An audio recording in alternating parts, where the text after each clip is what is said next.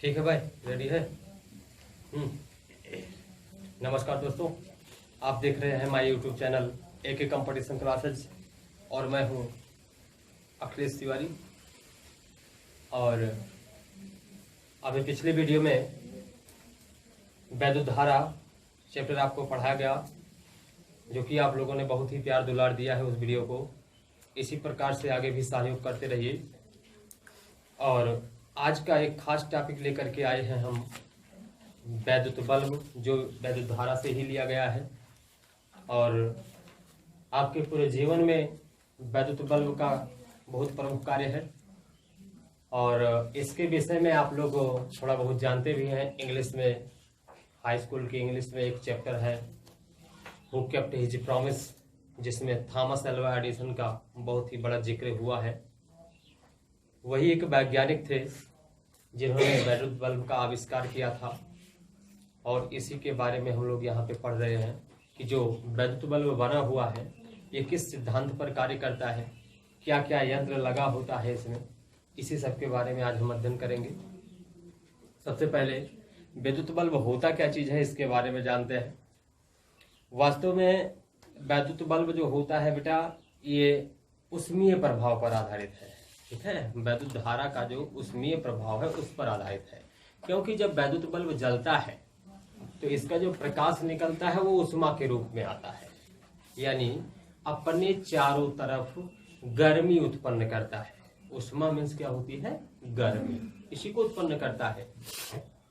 तो हम लोग ये जान रहे हैं कि वैद्युत बल्ब जो है ये वैद्युत धारा के उष्मीय प्रभाव पर आधारित है।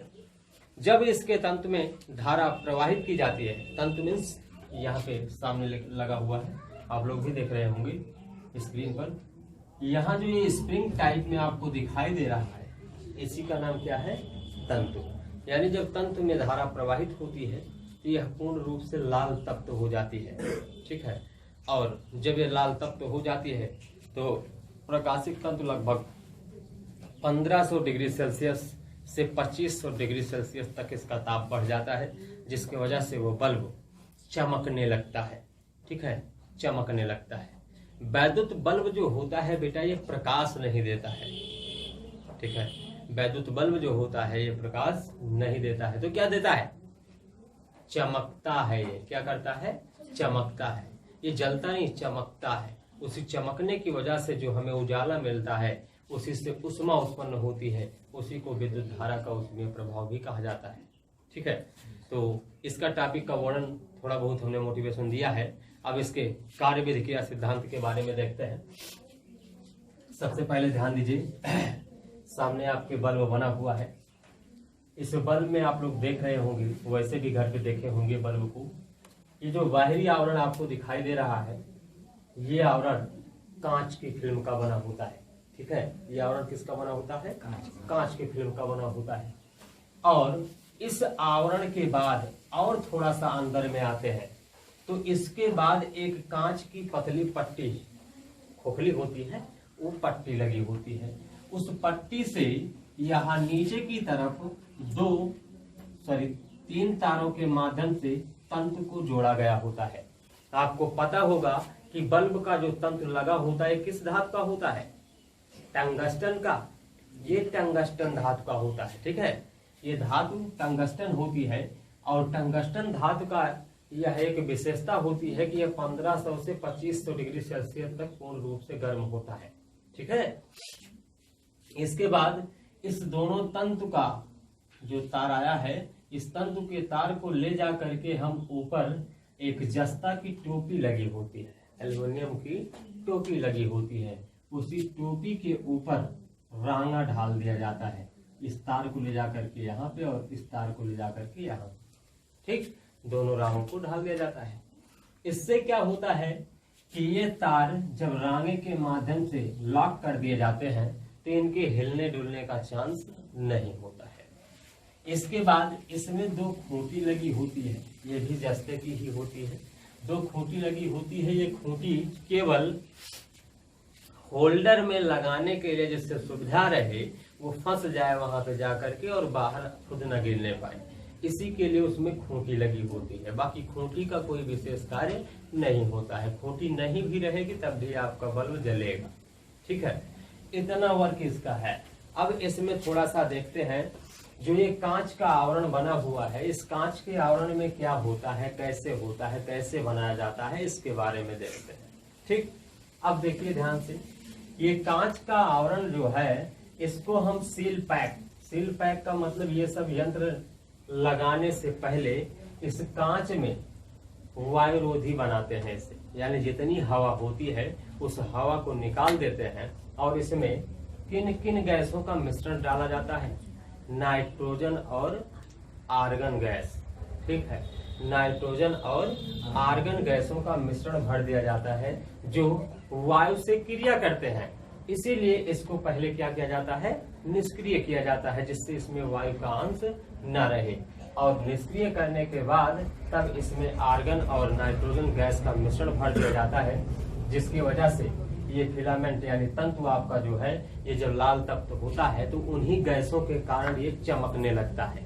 ठीक है, इतना वर्क करने के बाद इसको जस्ते की टोपी से ढक दिया जाता है और ऊपर से रांगा ढाल करके दोनों तारों को लॉक कर दिया जाता है। ध्यान रहे, इसमें एक विद्युत रोधी पदार्थ काले रंग का होता है। ऊपर की तरफ आप लोग ओरिजिनल बल्ब उठा करके देखिएगा, उसमें काला काला पदार्थ भरा होता है और उसी काले पदार्थ के बीच में रांगा ढला होता है।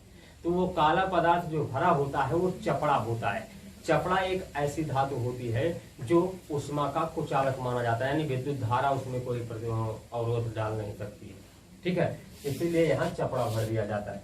इतना वर्क करने के बाद जब इसको हम ले जा करके होल्डर में लगाते हैं, जब इसको होल्डर में लगाते हैं तो ये धारा संचालन के दौरान पहले धारा आती है और बल्ब के तंत्र को, यानी ये जो लगा हुआ है स्प्रिंग, इसमें धारा प्रवाहित होती है और स्प्रिंग धीरे धीरे गर्म होती है। गर्म होने के पश्चात वो लगभग 1500 से 2500 डिग्री सेल्सियस तापमान पहुंचाते पहुंचाते बल्ब चमकने लगता है। ठीक है, विषम परिस्थिति कभी कभी ऐसा होता है कि जब गैस का रिसाव हो जाता है, यानी जो नाइट्रोजन और आर्गन का मिश्रण भरा हुआ है, जब यही गैस का रिसाव आ जाता है यानी रिसाव हो जाता है, तो वहां पर ऑक्सीजन यानी वायु चली जाती है उसके स्थान पर। तो कभी कभी देखिए बेटा, बल्ब बाहर से देखने पर हमको सफेद कलर में दिखाई देने लगते हैं, तो उसे हम लोग मानते हैं कि बल्ब जो है फ्यूज हो गया या दब गया, किसी तरीके से खराब हो गया है। जबकि वो खराब नहीं होता है, क्या होता है, उसकी गैस लीक कर जाती है और इसी गैस के स्थान पर जब ऑक्सीजन वहां आ जाती है तो उसी को रंग बदल देता है, यानी सफेद कर देता है। क्योंकि आर्गन और नाइट्रोजन गैस जो होती है ऑक्सीजन से तुरंत क्रिया करती है, तो वही क्रिया करने के पश्चात तो दुधिया कलर में आ जाता है। ठीक है, ये इतना वर्क आपका इसका है। और आगे ध्यान दीजिए, इसके बाद थोड़ा सा हम उनके विषय में जानते हैं जिन्होंने इसका आविष्कार किया। वो थे थॉमस अल्वा एडिसन, जो अमेरिका के निवासी थे और 1000 प्रैक्टिकल करने के बाद वो हार गए कि अब लग रहा है हम बना नहीं पाएंगे। लेकिन प्रयोग पर प्रयोग करते लगभग 1200 प्रैक्टिकल करने के बाद वो वैद्युत बल्ब बनाने में कामयाब हो गए। यानी एक व्यक्ति ने हम लोगों के लिए जो बल्ब बनाया है, उसने कितनी मेहनत कितना परिश्रम किया होगा इस बल्ब को बनाने के लिए, उसकी तुलना कीजिए। आज आप आसानी से क्या करते हो, कमरे के अंदर जाते हो बेटा, एक स्विच दबा देते हैं और बल्ब आपको आसानी से प्रकाश देने लगता है। क्या हम लोगों ने कभी सोचा उसके विषय में कि जिसने इस चीज को बनाया है वो कौन है, कहाँ का है, कैसा है, आज है हमारे बीच में कि नहीं है? कभी सोचे इसके विषय में? नहीं सोचे। तो हमें उसके बारे में भी जानकारी होनी चाहिए कि किस व्यक्ति ने इसे बनाया था, उसका नाम क्या था, उसका घर कहाँ था, इन सब चीजों के बारे में जानकारियां होनी चाहिए। तो उम्मीद करते हैं आपको समझ में विद्वत आया होगा। ठीक है, चलिए अगला टॉपिक है आपका वैद्युत ऊष्मक अथवा हीटर। यह है टॉपिक आपका वैद्युत ऊष्मक अथवा हीटर। इसके विषय में हम लोग जान रहे हैं। हमारे घरों में आजकल भोजन पकाने के उपयोग में आ रहा है। अब भोजन में जैसे कोई जरूरी नहीं है दाल चावल पकाना है, कुछ भी आप पका सकते हो इस पर रख करके, ये भी बहुत बढ़िया वर्क करता है, लेकिन थोड़ा सा सावधानियां भी इसमें बरतना पड़ता है। चलिए पहले इसके बारे में जानते हैं क्या चीज़ है, कैसे बना हुआ है। ये है आपका वैद्युत ऊष्माकत्वा हीटर। इसमें बेटा एक चीज़ बहुत विशेष ध्यान रखना होगा, इसमें एक नाइक्रोम धातु की स्प्रिंग लगी होती है। किस धातु की होती है? नाइक्रोम धातु की स्प्रिंग लगी होती है। इस स्प्रिंग में 2 सिरा होता है, ए और बी। इसको ला करके हम पलक पिन से पहले ज्वाइंट कर देते हैं दोनों सिरे को, और उसके बाद एक साइड से पकड़ करके जो खांचा बना हुआ है उस खांचे में स्प्रिंग को आसानी से बैठा देते हैं, सेट कर देते हैं। ध्यान रहे ये जो खांचा बना हुआ है वो किस मिट्टी का बना होता है? चीनी मिट्टी का बना होता है। इसका नाम है चीनी मिट्टी। इसी चीनी मिट्टी के ऊपर इस स्प्रिंग को लगाया जाता है। अब ध्यान दीजिए, चीनी मिट्टी ही क्यों यहाँ उपयोग की जाती है, क्यों नहीं है इधर की मिट्टी उपयोग कर ली जाती है? इसका क्या रीजन है? कोई बात तो होगी करेगी ना। तो उसका रीजन यह है कि चीनी मिट्टी जो होती है ये उष्मा तापक होती है, यानी उष्मा को सहने की क्षमता इसमें ज्यादा होती है। अपने यहाँ की मिट्टी का काम क्या होता है, ये जब ज्यादा उष्मा मिल जाती है, इसे ज्यादा हीट हो जाते हैं, तो ये ऐसे इसका जो है परत परत करके टूट जाते हैं एक एक परत में, ठीक है। जबकि ये मिट्टी जो होती है ये काफी दिनों तक टिकाऊ बनी रहती है। बस इतना ध्यान होना चाहिए इसमें बेटा कि जैसे ये चीज एक स्थान पर सुरक्षित रखा होना चाहिए, उस पर कोई ऐसा पदार्थ या कोई ऐसा धातु ऊपर से न गिराया जाए कि जिससे उस पर झटका लगे और वो टूट जाए, ऐसा ना होने पाए। आसानी से इसे रखे रहिए, आप इस पर ला करके खाना आसानी से पकाइए, एक स्थान पर इसे पड़ा होना चाहिए। कभी कभी ऐसा हो जाता है कि जैसे हम भोजन को उबालने के लिए इस पर रख देते हैं और वहां से हट जाते हैं, तो ये तो अपना काम कर ही रहा है, लेकिन उस अवस्था में अगर मान लीजिए जैसे कोई पानी वाला भोजन बना रहे जिसमें पानी डाला जाता हो और वो उबाल लिया, उबाल लेने के बाद अगर उसका भाप या पानी कहीं सरक करके अगर हीटर पे गिर गया है तो ये चटकने और टूटने का डर इसमें ज्यादा होता है। जो चीनी मिट्टी बनी हुई है, क्योंकि देखिए भाई सीधी सीधी बात है, कोई भी यंत्र अगर इतना ज्यादा हीट है और उस पर डायरेक्ट पानी गिरा दोगे तो निश्चित है वो चटक जाएगा, ठीक है। इसीलिए इन सब चीजों का बहुत विशेष ध्यान देना पड़ता है कि इस पर पानी किसी भी अवस्था में जब ये चल रहा हो तो उस अवस्था में पानी यहाँ नहीं गिरना चाहिए। और हाँ, इसमें छौंकने भूजने से संबंधित कोई वर्क नहीं किया जाता है, क्योंकि अगर हीटर ज्यादा पुराना हो गया है तो इसमें लाइट उतरने का पूरा चांस होता है, करंट आने का पूरा चांस होता है। या जो स्टैंड बने होते हैं इस तरीके से चारों कोने पर, जिस पर आपका पात्र आकर के रुकता है, ठीक है। जैसे आप कोई यंत्र रखे तो ये इसी प्लेट पर आकर के रुक जाएगा, वहां तक नहीं जा पाएगा। अगर मान लीजिए ये टूट गया है आपका, उस अवस्था में क्या होता है कि जैसे कड़ाही रखे तो उसकी पेंदी जाता है कि इसी पत्थर को टच करने लगती है, ठीक।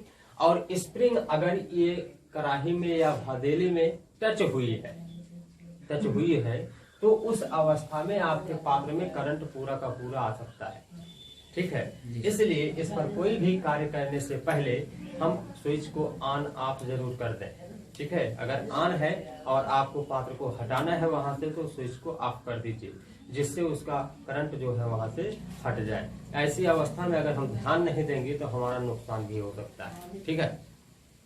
और इसमें एक खास बात है, हीटर पर हमेशा 500 से 250 वाट लिखा होता है। जो स्प्रिंग होती है इस पर 500 वाट या 250 वाट लिखा होता है, और स्प्रिंग इसकी और भी हाई वाट में आती है, 1000 वाट की आती है, 1500 वाट की आती है, इतने और 2000 वाट की आती है। तो जिस तरीके से जिस एरिया में सप्लाई रहती है, लाइट रहती है, वही हिसाब से वहाँ स्प्रिंग लगाई जाती है। अगर जैसे मान लीजिए हमारे यहाँ हाई लेवल की लाइट आ रही है और लो लेवल का हम ला करके स्प्रिंग लगा देंगे तो वो चलेगा तो बढ़िया, उसमें बढ़िया देगा, ये बात नहीं है। लेकिन अधिक बहुत ज्यादा हीट होने की वजह से वो स्प्रिंग जल्दी से जल्दी पिघल करके समाप्त हो जाती है, ठीक है। इसलिए जितने हिसाब से हमारे यहाँ हमारे घरों में लाइटें आ रही हैं वही हिसाब से हम इसमें स्प्रिंग का वाट क्षमता बढ़ाते हैं, ठीक है। ये आपका रहा वैद्युत हीटर अथवा ऊष्मा। इसके बाद का टॉपिक है बेटा, हमारे घरों में तो लाइट सबके यहाँ बरकरार है और हम लोग पढ़ लिख रहे हैं, तो हमको थोड़ा सा जानकारी भी होना चाहिए उसके विषय में। इसलिए इसके बारे में आज हम एक टॉपिक यहाँ दे रहे हैं, विद्युत से खतरे एवं सावधानियां। यानी विद्युत से खतरे क्या क्या हो सकते हैं और उसे सावधानी कैसे बरता जाए। ठीक है, इन सब के विषय में आज हम चर्चा करेंगे यहाँ पे। तो विद्युत से खतरे क्या होते हैं, सबसे पहला नंबर तो ये जान लीजिए। विद्युत से खतरे जैसे मान लीजिए आपके घरों में वायरिंग संबंधी कोई वर्क करना है, मरम्मत संबंधी कोई वर्क करना है, लाइट आई हुई है। ठीक है, अगर लाइट आई हुई है तो सबसे पहला काम आपको क्या करना होगा कि इसका मेन कटआउट, जहां मेन कटआउट हो वहां से ग्रिप को निकाल दीजिए या कटआउट को डाउन कर दीजिए, जिससे पूरे हॉल की लाइट चली जाए। और तब आप जा करके आसानी से तार को निकालिए, जहां जो मरम्मत करने का कार्य है उसे कर दीजिए और जा करके कटआउट उठा दीजिए या ग्रिप को लगा दीजिए, फिर आपके पूरे मकान में लाइट आ जाएगी। बात समझे, पहला पॉइंट। दूसरी बात, यदि कोई व्यक्ति बिजली से चिपक गया हो, बिजली से चिपक गया हो तो मतलब क्या हुआ, यदि किसी को करंट लग गया हो, ठीक, तो उस अवस्था में हमें उसको जाकर के पकड़ के खींचना नहीं चाहिए। इसे तो क्या करना चाहिए, एक सूखी लकड़ी ले लो हाथ में और उसी सूखी लकड़ी से उस व्यक्ति के शरीर में जो तार चिपका हुआ है उसी को छुड़ाने का प्रयास कीजिए। अगर गलती से आप उस व्यक्ति को टच कर दिए जिसको करंट लगा है, तो वही की सप्लाई आपके ऊपर भी रेडी हो जाएगी और आप भी उसी में पड़ जाओगे। ठीक है, तो ये आपकी सावधानियां हैं। क्या है, सावधानियां। अगर किसी को करंट लगा है तो आप उसको सूखी लकड़ी या डंडे से अलग कर दीजिए। सबसे पहला काम तो ये करना है कि अगर किसी व्यक्ति को या किसी घर में करंट उतरा हो या किसी को करंट लगा हो, उस अवस्था में उसे पहले जा करके मेन स्विच को ऑफ करना चाहिए, जहां से मेन सप्लाई आई है। अगर वो आपके पहुंच से बाहर है तो एक सूखा डंडा लेकर के उसे अलग कर दीजिए। ठीक है, अगर ऐसा नहीं करते हैं तो उसका नतीजा आपको भुगतना पड़ सकता है। अगली बात, यदि लाइट चलते समय आपको मरम्मत करना जरूरी है, लाइट चलते समय अगर मरम्मत करना जरूरी है तो वहां क्या करना चाहिए, हमें अपने हाथों में और पैरों में रबर सोल के दस्ताने पहन लेना चाहिए। रबर के दस्ताने पहनना चाहिए। और लाइट चलते समय जब वहां पर आप कार्य कर रहे हो उस अवस्था में नीचे जमीन से कोई व्यक्ति आपको टच नहीं करना चाहिए, क्योंकि आप तो अपने में सेफ हो, आप अपने में सेफ हो, सारी व्यवस्था लेकर चढ़े हो। लेकिन अगर कोई बच्चा है या कोई अलग पर्सन जा करके आपके शरीर को टच किया तो वो अर्थ कहां से ले लिया, उसके शरीर से, वो अर्थ उसके शरीर से ले लिया और वो करंट सप्लाई आपके ऊपर जा सकती है। ठीक है, इसलिए इस बातों का भी विशेष ध्यान रखना चाहिए। अगला नंबर, यदि आप ग्रिप निकाले लाइट काटने के लिए और उठा करके वहीं रख दिए, जहां निकाले वहीं रख दिए, आप आ करके ऊपर चढ़ के कहीं कार्य कर रहे हो, कोई व्यक्ति बाहर से आया, गर्मी लगी तो सोचा कि लाइट ये नहीं है और देखा कि वहां ग्रिप निकाल करके रखी हुई, भाई उसको तो पता नहीं है ना कौन निकाला है या किस लिए निकाला है, तो आप क्या करेंगे, वो जा करके फट से उठाए ग्रिप को और लगा दिए वहां। आप तो अपना कार्य कर रहे थे ना, तो वो वहां तो पंखा का मजा ले रहे हैं, आप यहाँ अपने मजा लेंगे, लटक करके बढ़िया आनंद लीजिए, बाद में पता चलेगा भैया निकल लिए, क्या हुआ, हाँ पंखों में लटक गए। ठीक है ना, तो इन सब चीजों का ध्यान रखना चाहिए। उस अवस्था में जो व्यक्ति वहां कार्य कर रहा है, ग्रिप निकाल कर उसे अपने पास रखिए, वहां पर मत रखिए, नहीं तो कोई भी व्यक्ति अनजाने में जा करके अगर लगा देगा तो आपको नुकसान हो सकता है। ठीक है, इन सब बातों का बहुत विशेष ध्यान रखना पड़ता है। चलिए इस पॉइंट को यहीं पर क्लोज करते हैं। अगला टॉपिक,